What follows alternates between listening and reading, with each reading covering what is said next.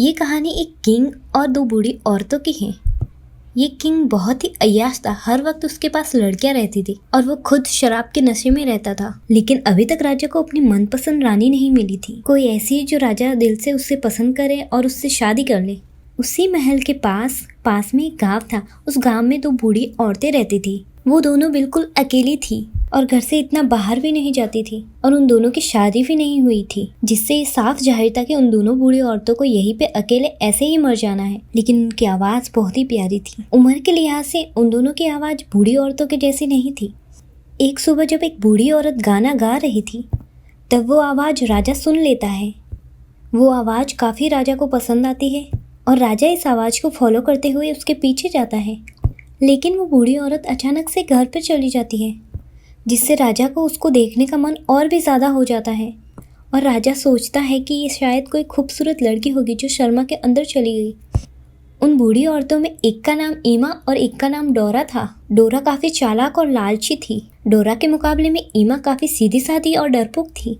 जब डोरा देखती है कि किंग उनके दरवाजे पे है तो उसके मन में लालच आ जाता है कि शायद अब उनकी किस्मत बदलने वाली है। इसके अलावा वैसे भी उन्होंने अपनी सारी जिंदगी अकेले ही गुजार ली थी।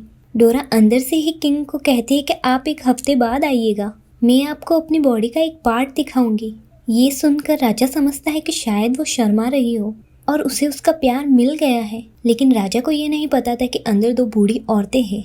उम्र ढलने की वजह से उनकी स्किन भी लटक गई थी, लेकिन वो बहुत कोशिश करती है कि उनकी फिंगर्स जवान लड़की की तरह दिखे। डोरा अपने फिंगर्स पर कुछ हर्ब्स लगाती है, लेकिन इससे कुछ भी फायदा नहीं होता है। वो अभी भी बूढ़ी औरत की ही उंगलियां लग रही थी, जिसे देखकर वो रोना शुरू कर देती है। लेकिन दूसरी तरफ ईमा, जिसने काफी समय से अपनी फिंगर्स को मुंह में रखा हुआ था, वो कुछ बेटर लग रही थी, यानी जवान औरत की तरह लग रही थी। और आज ही एक हफ्ता भी पूरा होने वाला था, यानी किंग को उसकी उंगली देखने आना था। डोरा, जो कि बहुत चालाक थी, वो अपनी उंगली के बजाय ईमा की उंगली दिखा देती है। उंगली देखने के बाद किंग अपने पर कंट्रोल नहीं कर पा रहा था। राजा उनको देखना चाहता था, लेकिन वो जानती थी कि किंग को अगर इस हरकत का पता चल गया तो वो उनको सूली पर चढ़ा देगा, जिसके लिए वो फिर से एक शर्त रख देती है। वो कहती है कि मैं आधी रात को आपके महल में आऊंगी।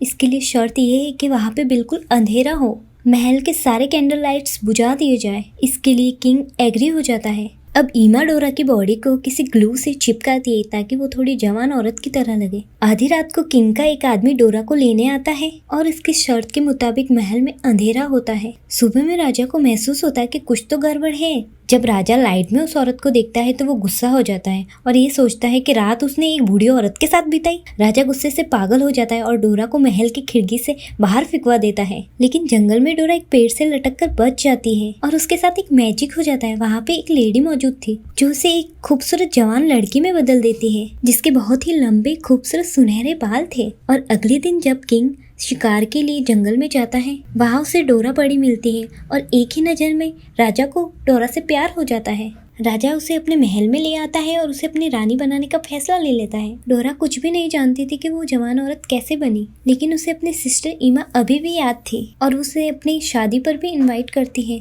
जबकि ईमा को भी अंदाजा नहीं था कि उसकी बहन अब एक जवान औरत बन गई है और जल्दी वो राजा की रानी बन जाएगी। डोरा अपनी बहन को जो ड्रेस भिजवाती है वो काफी कॉस्टली होता है। ईमा उसी ड्रेस को पहनकर शादी में जाती है और वहाँ पे डोरा उसे सारी स्टोरी बता देती है और ईमा दिल में विश करती है कि उसे भी अपनी बहन जैसा जवान बनना है। जब ईमा ने डोरा से पूछा था कि वो जवान कैसे हुई, तो मजाक में डोरा ने कहा था कि मैंने अपनी बूढ़ी स्किन उतरवा दी। लेकिन ईमा इस बात को सच समझ बैठती है और वो एक लोहार के पास जाती है और उसे अपनी महंगी ड्रेस और ज्वेलरी देने का वादा करके कहती है कि मेरी स्किन उतार दो। वो लोहार ईमा से भी ज्यादा पागल होता है और उसकी स्किन उतारने के लिए राजी हो जाता है। वो ईमा को ले जाकर जंगल में बांध देता है और उसकी स्किन उतार लेता है। ये सीन काफी डिस्टर्बिंग है और वो उसी हालत में खून से लथपथ वापस आती है और ऐसा करने पर जाहिर है कि उसे मरना ही था। वो मर जाती है। दूसरी तरफ डोरा का भी मैजिक ज्यादा समय तक नहीं रहता और वो फिर से बूढ़ी होने लगती है। और जब डोरा को पता चलने लगता है कि वो फिर से बूढ़ी हो रही है तो वो वहाँ से भाग जाती है और थोड़े ही टाइम में वो अपनी असली उम्र में फिर से वापस आ जाती है और फिर से वैसे ही बूढ़ी औरत बन जाती है। और इस कहानी की